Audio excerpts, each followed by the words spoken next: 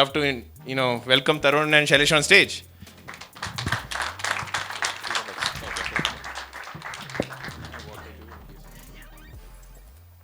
Thanks, Swali. That was great. Really appreciate the introduction and being here. It's great to be here with Tarun. Tarun is an entrepreneur I really respect a lot because when did you start Ather?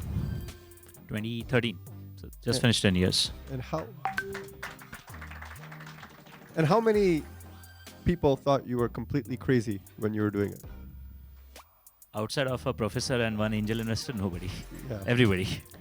So I mean, I think journey that Ather's been on, what they have created, is paved the road for many, many people behind them.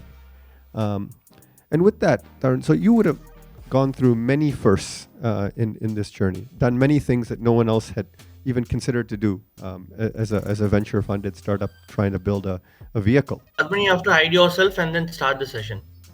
And if you look back at your journey, what are some of the things that you're really happy with the way that you did them, and some other things that you would have changed, that you feel like, if you had to do it again, you have done it differently?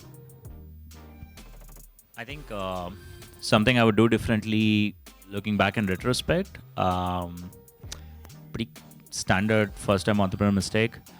I would market better. And I would spend a lot more time on sales very early on. I don't know how we would have done it, but that would have made a significant difference for us. It would have been a significant accelerant for us a few years back. So slowly marketing, and we made the classical mistake of thinking if you build a great product, everybody will come to you, right? And then despite having met so many great entrepreneurs who told us otherwise, despite having damn read every single book, inviting so many people in college to give the same damn speech, we still did not understand how little people know about your company in the early years. So we launch and we are like, yeah, the entire country knows about us. And every brand tag survey still tells us, nobody knows about you in UP.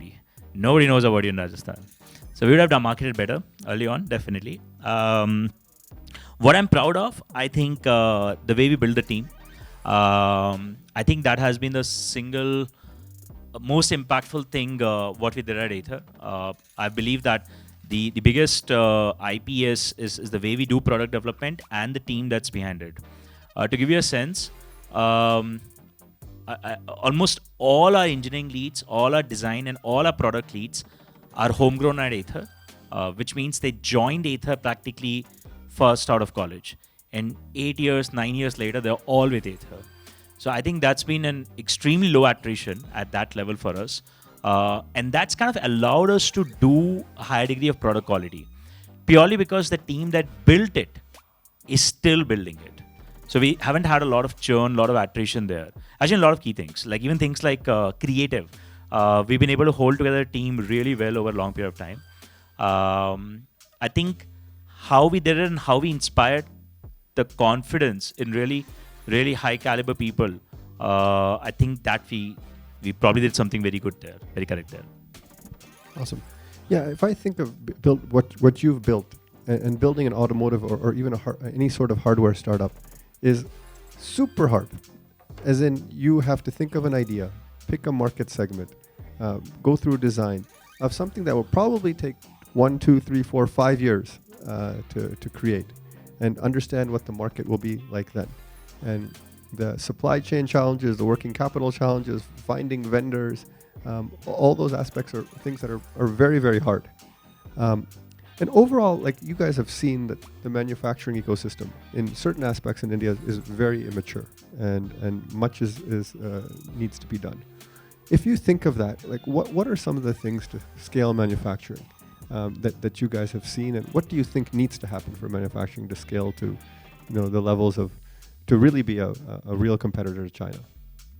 Right. So we had a slightly different starting. We never actually thought of all these details when we started out. So we had internally between me and Swapnil, we had like a 30 to 40 year plan where we underappreciated and said we'll build scooters and we build two-wheelers for the first 10 years. Then we'll get into energy and we'll build distributed power generation and storage. And then we'll get into grids by the 30th year mark. So we sort of skip through a lot of the details in writing this really, really long-term roadmap. I think so we never really appreciated how tough manufacturing in India will be, or how actually not manufacturing. I should rephrase. I think in our 10 years, and India's changed a lot. In our 10 years, we never really found manufacturing to be very hard. The actual job of running a plant is very hard. And I think that's a mistake a lot of people make from outside. That wow, running a plant is like crazy, so much money, so much people. Actually, you've got phenomenal systems for running people and managing people in India at scale for manufacturing. You've got a very low capex system. Like somebody was just asking me outside. I said, Ather's put in about 350 million in R&D over the last 10 years. I have less than $10 million worth of capex on my books today.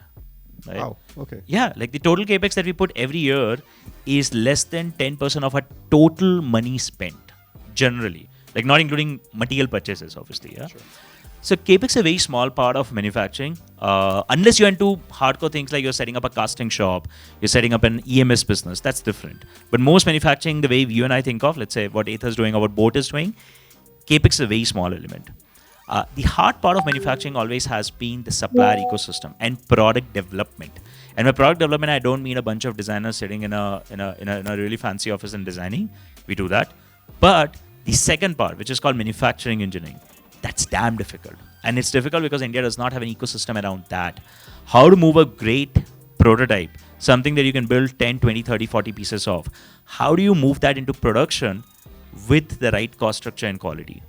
It's taken us 4 years. It took us 4 years to take an amazing looking vehicle, which we launched, by the way, to a place where by standard metrics, it was the right quality and the right cost. It took us 4 years. And what we realized is the manufacturing ecosystem it does not exist in the sense we don't have people who do manufacturing engineering in India that well. People who've gotten the exposure of doing manufacturing engineering really well on our side and the supplier side. So I think if as India becomes a large, and it is a given now, given how the overall macro is, India will be doing manufacturing at scale. There's some pockets in automotive where there is increasing competence building up in how do you... Actually, India Automotive has had a big failure in suppliers. Suppliers are terrific manufacturers. You give them something that already works, they can keep spamming that out day in and day out at a lower cost structure than China. In fact, that was our experience.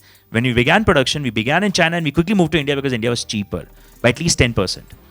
The problem is starting manufacturing in India. And that's because even most of our suppliers don't have the spare bandwidth and don't have the engineering depth to figure out what is the process you want me to run. I don't know. Tell me what you want me to do. What is it that you want me to measure every day? I don't know what bugs will I encounter. That part is a weak part. It is getting fixed already, but once that gets fixed, I think we have all the right ingredients in place. That's great to hear. Yeah, in the hardware world, we hear like Shenzhen in China has that figured out to go from prototyping to scale. Do you think that's what we need? I think there will be some differences. I think it would be actually better for us to not just be a manufacturing powerhouse by just pure sheer scale. That's what China achieved. I think it'll be a far richer growth for us if we did our own products, right? If we see, and India already has the DNA. I think there's enough entrepreneurial confidence and DNA कि हम खुद का बनाएंगे. We can imagine a new concept. I don't believe that that's a problem, that people think, that at least there are some entrepreneurs who can't think that. I think it would be better for us to do a better than Shenzhen policy. I think we could do a weaker than Shenzhen in terms of just pure economics of scale. I think like setting up an entire town for making buttons, that kind of shit can only happen in China. India में उतना coherence नहीं है, right? Like we can't set up towns to just do one damn thing, right? Like there's enough complexity that'll come in. But we could do this journey of productionization, this manufacturing engineering journey really well, and move really new products and really new concepts to production early on, and hence have a superior margin, a superior value add as businesses than what China achieved. Maybe our end results will not look very different because China always has had better scale, and I think India will always struggle in bringing that kind of efficiency. But And hence we'll have to change the game. If we try to just copy China, we will never be as efficient or as disciplined as them. Let's just acknowledge that, at least for now. Then can we be more innovative than what China did? Can we work on newer products? Can we work on more higher value products? I think that's probably a better outcome for everybody involved. Even if you look at EV, had we gone down the China route, and China had a brilliant success. I remember when we were starting Ather, reading up this some World Bank report, I forget, World Bank or Development Bank. There were 450 companies manufacturing motors for electric scooters in China. They have like this amazing ability to just commoditize everything, always. And if you've got 450 competent people doing motor manufacturing in China, you can bet you will get the lowest cost structure, right? India will be lucky to have 30 eventually, right? We will not have more than 30. So we will never bring that scale in. And it's good we did not, because what it allowed our industry to do is, today India has the most sophisticated EV two-wheeler tech in the world, right? It's a very niche thing that we've been able to go deep in. Not just us, actually, I'm saying for our industry. The kind of tech that India is today working on is absolutely cutting edge on EV two-wheelers. And I hope increasingly many more niches in EV, which China will never get to. China's actually gotten to a place where they've commoditized themselves so much that two-wheeler EV manufacturing in China is a shit business. It's like a damn commodity business. Koi nahi jayega. There's no R&D that flows into this. We took a different path, and I think that's a copybook. That's a playbook worth copying for many other places. That makes lots of sense. That stay close to the customer and build the end product and include the design. So there's lots of things going on in hardware and that ecosystem. I'm sure you see lots of founders who come to you for advice. Where do you think India can be with respect to building hardware in the next decade? Actually, my question is not very different. My answer is not very different from what I answered, right? I think if you're doing hardware, I think you're better off pursuing a new product opportunity, something that nobody else is building anywhere in the world. It is still not super easy because we're still developing the manufacturing engineering muscle in India. We don't have a ridiculously large pool of talent. But because of that same damn reason, if you can bring something to the market as a pioneer, you will build a brand and you will be the only ones who can do it. It's so damn difficult that you've got an automatic moat. Just the process of doing it guarantees a certain amount of moat for yourselves, right? So I think my bet is that we will see less China kind of same thing, but at scale. We'll see a lot of B2C success with hardware in India. I think manufacturing, which is backed by a very powerful brand building, is the way forward, and not just quite in the background manufacturing. But let me flip that question for you, Shailesh, because I told you I will do this, right? If manufacturing is going to scale up, it's going to need more dollars, right? It's going to need more investment, and genuine dollars, not just rupees. So what do you... So, and it's obvious. It's not a question. It's obvious that at this point, venture investors still haven't cracked how to back hardware at any meaningful scale. Like, I'm sure some experiments are happening. We got lucky with one venture investment in our early days, but largely we've been a story of strategic or late stage PE capital backing us. Right. What's happening? It's a great question. And look, venture capital has gone through phases. The early days of venture capital, like I'm talking 30, 40, 50 years ago, when it first started, was funding things like semiconductors, was funding things like disk drives, was funding things like PC manufacturers, the earliest days. But I'd say the last 2 or 3 decades have moved to much more things at the application level or software type companies. And software companies have a very different type of supply chain into them. It's basically you have people who build software. If you want to incorporate other software in it, you download it off the internet and you pay a license fee. And it's very simple. There's very little understanding of things like working capital in our business, unfortunately, because most of the companies we've invested in are related to doing things that don't need any of it. And supply chains and finding suppliers and developing them and managing them, they're all new things. So over the last several years, we've certainly dipped our toe into making investments in hardware, and it's accelerating. There's limited early success, and I think that's why the dipping your toe has not resulted in like a massive wave of investment from venture, but it's coming. I Is think it fair to say that right now the industry as a whole, not specifically our fund, but the industry as a whole the venture industry as a whole does not have a playbook of how hardware makes money for the fund? absolutely. What timelines, what Absolutely. exits, Yeah. and so the risk profile is very unclear at this point. It's unclear, and we are in the business of like very large outcomes. The very large outcomes is what drives overall industry. It drives an individual fund, it drives a firm, it drives the whole industry. We're in the business of companies getting to many billions of dollars of value.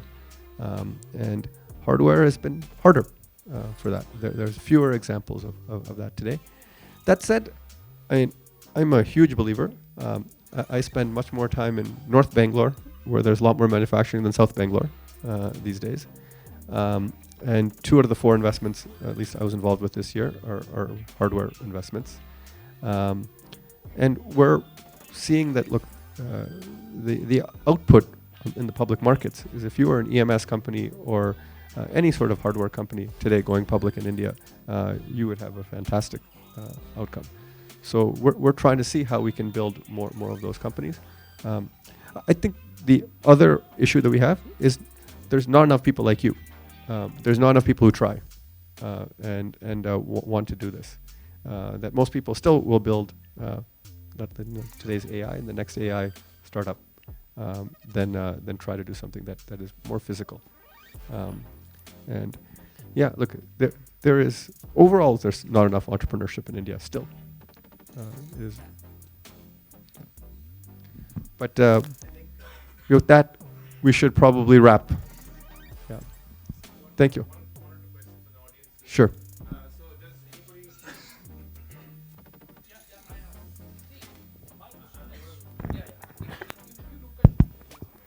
If you look at India, especially the public markets, the companies which have been successful are those which have been able to build the mass. For example, Maruti or Hero Honda, or if you take even for HM Motors, Royal Enfield has become a mass.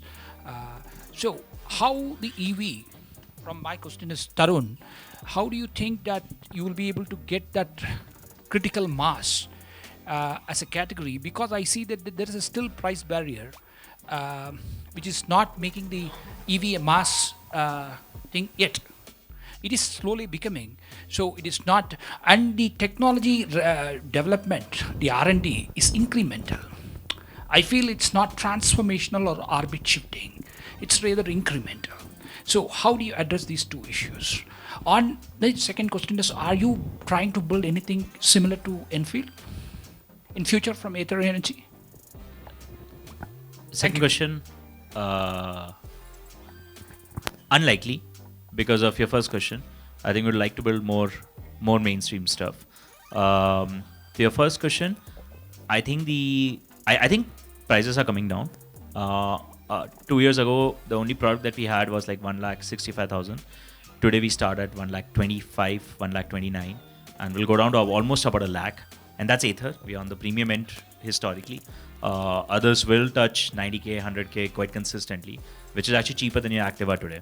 I think the problem in EV today is people are still not aware of how good the math of EV is. But overall, I believe the answer is more tech. I think the only way out to reduce cost and to make things more mainstream is to throw a ton of money into technology, into bigger leaps constantly. So I think most stuff will come out, and internally cost structures have been falling dramatically. Like we've reduced our cost structure 70% over the last 3.5 years. And I think the trend will continue, which will allow more mainstream products. Awesome. I know a ton of you have ton more questions, but what I'm going to do is speakers have to move. I'm going to let Shailesh also leave, but I'm going to maybe Tarun can stay back for just a few more minutes over the side for questions. At least maybe I'll take you. We can answer some questions on the side, but we're going to call this a close and give a big round of applause, please. And I have a small. Thank you. And one small token of appreciation from us.